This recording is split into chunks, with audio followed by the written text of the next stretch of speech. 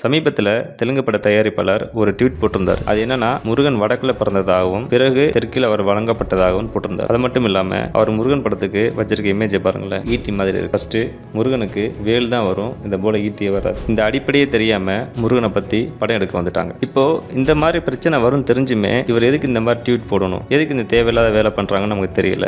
சரி, அவங்க தான் அப்படி பண்றாங்கன்னு பார்த்தா திடீர்னு வெற்றிமாறன் இயக்கத்தில் தனுஷ் நடிப்புல ஒரு முருகன் படம் எடுக்க போறதா நியூஸ் வருது. சமீபத்தில் தான் நடிகர் தனுஷ் ஒரு இயக்க ஆரம்பிச்சாரு. அது நாயுடு சங்கத்தோட கொடி கலர்ல இருக்கு அப்படின்னு ஒரு நியூஸ் வந்துச்சு. அது மட்டும் இல்லாம தனுஷும் ஒரு நாயுடு தான், அவரும் தமிழர் கிடையாது. அவங்கள பத்தி பேசவே இல்லை. நம்ம இது எல்லாமே வந்தாலும் போனாலும் கூட எவ்வளவோ சோதனைகள் வரும்போது பக்கத்துல இருந்து நீங்க பண்ணுங்க, அவங்ககிட்ட அறிவு இருக்கு, நீங்க உறவு சார் உங்களுக்கு எப்படி சார்? உறவு இல்லை, உறவு தான். அந்த கல்யாணத்துக்கு அப்புறம் தான் தெரியும் உறவுன்னு. அதே ஊர் தானே? பக்கம் தான், என் பக்கத்து ஊர், ஒரு 4 கிலோமீட்டருக்குள்ள. வந்து கட்டி பற்றி சொல்லவே இல்லை சார். அம்மா பேர் என்ன சார்? அம்மா பேர் ரங்கம்மா. ரங்கம்மா. ராமசாமி நாயுடு ரங்கம்மா. ராமசாமி நாயுடு ரங்கம்மா. ஃபர்ஸ்ட் செல்வராகவன். சார். ரெண்டாவது ஒரு பொண்ணு, அவங்க டென்டிஸ்ட். மூணாவதும் பொண்ணு, அவங்க தான் கைனகாலஜிஸ்ட் டாக்டர். 4வது தான் இவர் தனுஷ்.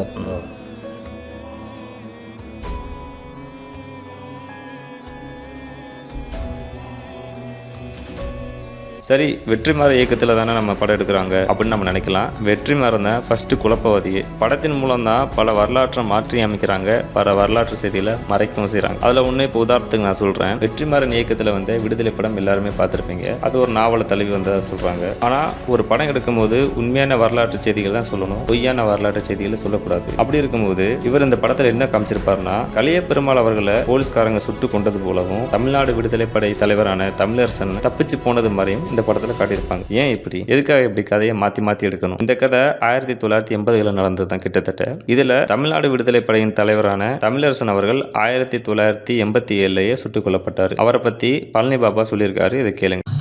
10-15 ஆண்டுகளுக்கு முன்னால் மத்திய சிறை திருச்சியில் நான் இருந்தபோது என் அறைக்கு பக்கத்து அறையில் எனக்கு அறிமுகமாகிறார் தமிழரசன் என்ற ஒருவர். தமிழர் விடுதலை படையை சார்ந்த தமிழரசன். அவரை நக்சலைட்டுன்னு அடிச்சு கொண்டுட்டானுங்க பொன்பரப்பிங்கிற கிராமத்துல. அவர் ரொம்ப நேர்மையான மனிதர். எனக்கு தெரிய இந்தியாவில் பிறந்த ஒரு வீர இளைஞர். இளைஞர்களில் அப்பேற்பட்ட ஒரு அறிவாளியை நான் இதுவரை சந்தித்ததில்லை. ஒரு தீப்பெட்டி எடுத்தா 1/2 மணி நேரம் பேசுவார். ஒரு சாதாரண ஒரு பேஸ்ட் எடுத்தாருன்னா 1/2 மணி நேரம் பேசுவார், ஆராய்ச்சியோட புள்ளி விவரங்களோட. நான் தங்கி அப்போ கோபிச்செட்டிப்பாளையத்துல ஒரு இன்ஜினியரிங் காலேஜ் கட்டிக்கிட்டு இருந்தேன். அப்போ வருவார் போவார். அப்போ வருவார் போவார். அப்ப ஏதாவது காசு கொடுத்தோம்னா உடனே வாங்கிட்டு போய் ஒரு பிரஸ்ல காசை கொடுத்துட்டு இவரே கம்பாசிடரா சேர்ந்து அச்சு கோத்து நோட்டீஸ் அடிச்சு வெளியிடுவார். நல்ல புள்ளி விவரங்கள் இருக்கும். ஒரு சைக்கிள் வாங்கி கொடுத்தோம்னா போற வழியிலேயே பெல்ல கழட்டி ஒருத்தன் வித்துருவாரு, மட்காடை கழட்டி வித்துருவாரு. கடைசியில நடந்து புளியந்தலை திருக்கிட்டே காட்டுக்குள்ள போயிடுவார். இந்த ஜெயங்கொண்டம் பக்கம் எல்லாம் அவர் போய்தான் இந்த முந்திரி பருப்பு காடுகளை, அதனுடைய விளைபொருள்களை வெளி மார்க்கெட்டை சார்ந்த வட மாநிலத்துக்காரர்கள் வந்து புரோக்கர்களை வச்சு கொள்ளை லாபம் சம்பாதித்தார்கள், குறைந்த கூலிகளை கொடுத்தார்கள். அவர் ஒரு கூட்டுறவு சொசைட்டி உண்டு பண்ணி இன்னைக்கு தமிழரசனின் அடிப்படையின் பேரில் தான் இன்று அந்த கூட்டுறவு சொசைட்டிகளில் ஏதோ அரை வயிறு கஞ்சியவாவது அந்த ஜெயங்கொண்டம் பக்கம். அவர் சொன்னாரு, எனக்கு ஒரு 10 லட்சம் ரூபாய் இருந்துச்சுன்னா பாவா ஒரு 1/4 டன் ஜெலட்டின் வேணும். ஏன்னா இதுக்குன்னே போய் இவர் என்ன பண்ணாரு, ஹேமாவதி அணைய கருணாநிதி பீரியட்ல தான் கட்டினானுங்க. இந்த ஆள் அன்னைக்கு கம்முன்னு இருந்துட்டு அன்னைக்கே ஆர்ப்பாட்டம் பண்ணி எல்லாம் பண்ணிருக்கலாம்.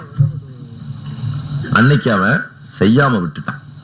வரம்ப மீறி அணையை கட்டுகிறார்கள். ஒரு அணையை கட்டும் போது உலக விதி எப்படி என்றால், சாலைக்கு தேசியம் நேஷனல் ரூல், ஆனால் நீருக்கு இன்டர்நேஷனல் ரூல், சர்வதேச சட்டம் தான் பொருந்தும். அடிமட்டத்தில் இருக்கிறவன் அனுமதி பெற்றுத்தான் மேல் மட்டத்தில் இருக்கிறவன் அணை கட்ட வேண்டும் என்ற நியதி உலகமெங்கும் கடைபிடித்து பிடிக்கப்பட்டு வருகிறது. அப்போ தமிழரசன் சொன்னாரு, பாபா எனக்கு ஒரு 1/4 கிலோ ஜெலட்டின் இருந்தா ஹேமாவதி அணையில போய் நான் 1.5 வருஷம் வேலை செஞ்சேன். அங்க நான் இல்ல, தமிழரசன் போய் வேலை செஞ்சார். அப்போ அந்த டேமனோட கன்ஸ்ட்ரக்ஷன், அதனுடைய அடித்தளம் எல்லாம் பார்த்து வச்சுக்கிட்டார். ஒரு 1/4 கிலோவை 3ஆ பிரிச்சு 3 இடத்துல வச்சு கொளுத்தி விட்டாருன்னா டேம் பொழந்துருச்சுன்னா அந்த தண்ணி காவேரியில வந்துச்சுன்னா 23 லட்சம் ஹெக்டர்கள் இன்று வறண்டு பாலை போல் இருக்கார். இல்லைன்னா நான் முந்தானத்து திருச்சியிலிருந்து கார்ல வரும்போது பார்த்தா வயிறெல்லாம் பத்தி எரியுது. பூரா அந்த காத்தாமுள்ளு, வேலி காத்தாமுள்ளாட்டா இருக்கு, கருவேல முள். இதெல்லாம் காவேரி பாசனம் இருந்திருந்தால் இந்த நிலைக்கு மாறி இருக்காது. 23 லட்சம் ஹெக்டர்கள் இந்தியாவின் உற்பத்தியை 2 ஆண்டுகளுக்கு முழு உற்பத்தியும் கொடுக்கக்கூடிய அளவுக்கு வளமுள்ள பூமி கேவலம் ஒரு 4 சாலுவாளியாக பூரிக்கு பயிர்களால அந்த டேமை பேத்துட்டோம்னா இவ்வளவு பேர் வளமா இருக்கலாம். இன்னைக்கு ஏதோ உங்களுக்கு கொஞ்சம் காசு பார்க்கலாம், வெளிநாட்டுக்கு ஓட வேண்டிய அவசியம் இல்லை, உள்ளூர்லயே ஏதோ இருக்கலாம் அப்படி சொன்னார். அப்போ தமிழரசன் சொன்னாரு, எனக்கு ஒரு 1/4 கிலோ ஜெலட்டின் கிடைச்சா இந்த டேமை பேத்தரலாம் பாவாண்டார். அதுக்கு என்னையா வழின்னு. அப்போ ஒரு 10-15 லட்ச ரூபா தேவைப்படுனார். நம்ம இன்கம் டாக்ஸ் ஆட்சி அந்த நேரத்தில் எடுக்க முடியாது.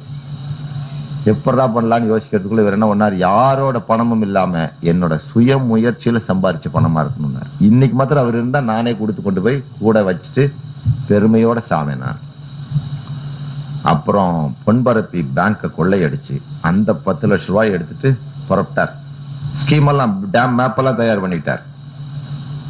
புறப்படும் போது போலீஸ்கார பயலுக்கு செய்தி கிடைச்சு, காட்டி கொடுக்கறவன்லயே ஒருத்தன் போய் காட்டி கொடுத்து எல்லாம் போந்து அடிச்சு, அவர் கையில ஒரு 2 கிரனைட்டு ஒரு ஸ்டன் கன் இருக்கு, பொதுமக்களை சுடல. அதுதான் அவனோட பெருமை.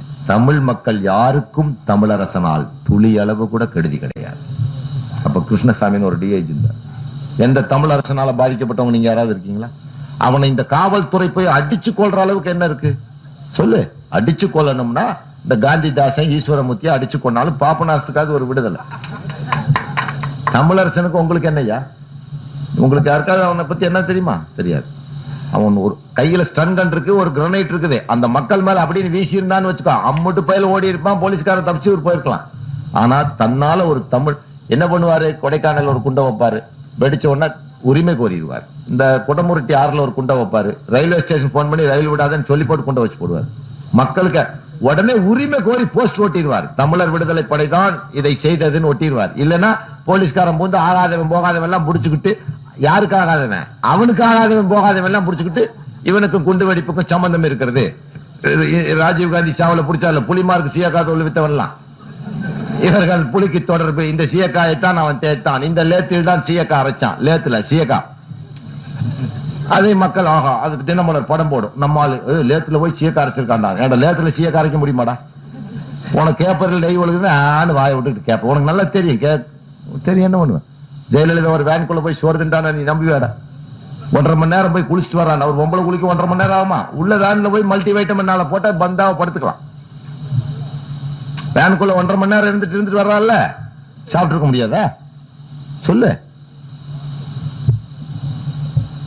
சாப்பிட்டு வந்து உடனே என்னமோ இந்த இந்தியாவே பட்னி கிடந்த மாதிரி, என்னடா ஈர பேனாக்கி பேனை பெருமாளாக்கி அதையும் நம்புறதுக்கு ஒரு கூட்டம், மானங்கட்ட நாடு. இதெல்லாம் என்ன கூறு போட்டு அடிச்சணும்டா, மொத்தத்தையும் காலி பண்ணும். கொஞ்சமாவது எவனுக்காவது சுய அறிவு, சுயநனவு, சுயமரியாதை ஒரு மண்ணாங்கட்டியும் கிடையாது.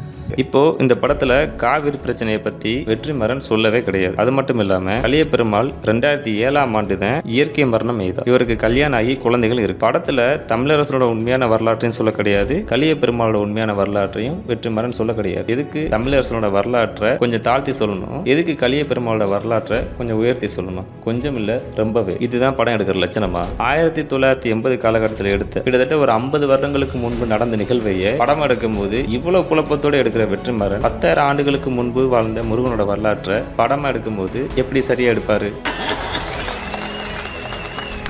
வாய்ப்பில்லை ராஜா, வாய்ப்பு கிடையாது. இதுல தெலுங்கு பட தயாரிப்பாளர் வம்சி எதுக்கு இந்த மாதிரி தேவையில்லாத ட்வீட் போடணும் அப்படின்னு நமக்கு தோணுச்சு. ஆனா இந்த ட்வீட் போட்டதுக்கு அப்புறம் தெரியுது உண்மையான தமிழ் தேசியவாதிகள்லாம் யாரு அப்படின்னு. ஏன்னா இந்த முருகனோட வரலாற்றை முனைவர் திரு பாண்டியன் ஐயா ரொம்ப துல்லியமாகவே மீட்டெடுத்திருக்காரு. அதை பத்தி எந்த தமிழ் தேசியவாதியும் பேச கிடையாது. அதாவது தமிழ் தேசியவாதின்னு சொல்லக்கூடிய இப்போதைக்கு தமிழ்நாட்டில் வாழக்கூடிய யாருமே அந்த ஆய்வுகளை பத்தியும் முருகனோட வரலாற்றை பத்தியும் சொல்ல கிடையாது. ஏன் திட்டமிட்டு இந்த ஆய்வெல்லாம் மறைக்கிறாங்க மக்களுக்கு? ஏன்னா இப்ப தமிழ் தேசியவாதின்னு சொல்லக்கூடிய பலர் ஒரு டம்மி தான், உண்மையான தமிழ் தேசியவாதி கிடையாது. கிடையாது. இப்போ நம்ம முருகனோட வரலாற்றை பற்றி பார்ப்போம். முருகன் 10,000 ஆண்டுகளுக்கு முன்பு குமரிக்கண்ட அழிவிலிருந்து மீண்டு வந்தவர். அவர் மக்களை காப்பாற்றி வந்தவர். கும்பலாய் மறித்த கண்டம், அதனால குமரிக்கண்டத்துக்கு அந்த பேர் வந்துச்சு. அந்த கண்டத்திலிருந்து மக்களை காப்பாற்றி வந்தனால அவருக்கு குமரன் என்ற பேர் வந்திருக்கு. இதனால தான் நம்ம பத்திரிகையில் குமாரன் குமாரத்தி பத்திரிகையிலையும் நம்ம அடிக்கிறோம். அது மட்டும் இல்லாமல் மக்களின் உணவு தேவை அறிந்து முதலில் விவசாயத்தை தோற்றுவித்தவரும் முருகர் தான். அதனால தான் முருகருக்கு நம்ம சைவ உணவு படிக்கிறோம். அதற்காகத்தான் பச்சையம்மாள் என்ற தத்துவார்த்த தெய்வத்தை முருகனுக்கு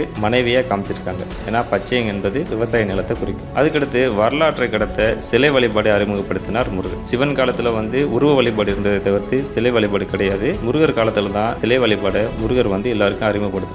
அதன் மூலியமா வரலாற்றையும் கடத்துறாரு மக்களுக்கு. ஏன்னா ஒரு சிலை வழிபாட்டின் மூலியமா தான் பல்லாயிரம் ஆண்டுகள் வரலாற்றையுமே நம்ம மீட்டெடுக்க முடியும். அதுதான் இப்ப நடந்திருக்கு. அடுத்து இவர் வண்டி வச்சு விவசாயம் செய்ததால் முதலில் பாண்டியர் என்ற பட்டத்தையும் பெற்றார். மனிதனின் பல தேவைகளை பூர்த்தி செய்யும் வண்டிகளை உருவாக்கிய முருகர் வண்டியர் என்றழைக்கப்பட்டு பின் அந்த வார்த்தை மருவி பாண்டியர் என்றழைக்கப்பட்டார். அப்படி பார்க்கும்போது உலகின் முதல் பாண்டியர் முருகர் தான். அதுக்கடுத்து 2ஆம் தமிழ் சங்கத்தை தோற்றுவித்து அசை எழுத்துக்களையும் பல தொழில்நுட்பங்களையும் கண்டறிந்தார். வானவில் மூலம் 7 சப்தகனிகளை உருவாக்கி பெண்களை தெய்வமாக வணங்க வைத்தார். அது மட்டும் இல்லாம ஆசிவக வாழ்க்கையை தோற்றுவித்தார். இதுபோல இன்னும் பல வரலாற்று செய்திகள் முருகரை பத்தி இருக்கு. இது எல்லாமே தமிழ் சிந்தனையாளர் பேரவை சேனல்ல முனைவர் திரு பாண்டியன் ஐயா துல்லியமாக மீட்டெடுத்து சொல்லியிருக்காங்க. முருகரோட முழு வரலாற்றை பற்றி தெரிஞ்சுக்கணும்னா நீங்க எல்லாரும் அந்த சேனலை போய் பாருங்க. ராமாயண மகாபாரத காலத்துல பல தமிழர்கள் போர்ல தோற்று உலகில் பல இடங்கள்ல குடிபெயர்ந்தாங்க. அப்படி பார்க்கும்போது உலகில் பல இடங்கள்லயும் இன்னும் முருகனை வழிபட்டு தான் இருக்காங்க. அதுக்கு உதாரணம் தான் உண்மையான உலகநாயகன் யார் தெரியுமா? நம்ம முருகன் தாங்க. தமிழர்களின் முப்பாட்டனான முருகனை வெறும் தமிழர்கள் மட்டும் வணங்குறது இல்லை, உலகம் முழுவதும் வணங்கிட்டு தான் இருக்காங்க. அதற்கு உதாரணம் யாசித்தி மக்கள். ஈராக்கிலிருந்து துருக்கி வரையும் பரவலாக வாழக்கூடிய அந்த மக்கள் இன்னும் முருகனை வணங்கிட்டு தான் இருக்காங்க. அவங்க வச்ச பெயர் மெலக்டோஸ். என்ன ஆச்சரியமா இருக்கா? இன்னும் ஒரு ஆச்சரியமான விடயம் பாருங்களேன். யாசிதி மக்கள் வாழக்கூடிய ஊர்களின் பெயர்களை பாருங்களேன்.